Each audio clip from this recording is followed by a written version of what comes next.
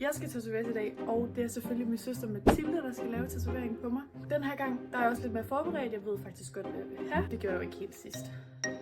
Men jeg kommer ikke helt til at sige, hvad det er endnu. Det bliver noget lidt cute, girly, en sød lille tatovering. Så følg med, I guess. Ses. Indtil videre er jeg faktisk okay heldig med vejret. Det regner ikke lige nu. Jeg tror, jeg skal skynde mig lidt. Nu skal jeg også lige se, om jeg kan huske. Gud, det er lige der. Hello. Jeg har lige en anden kunde lige nu, så kan jeg lige få fikset det her hår, fordi jeg blev helt røg.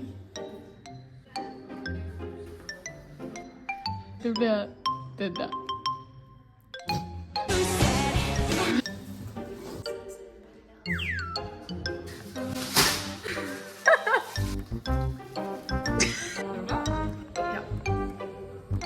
Jeg kan godt mærke, at hvis det havde været en større tatovering, man skulle have der, så havde det ikke været sjovt. Men er du færdig?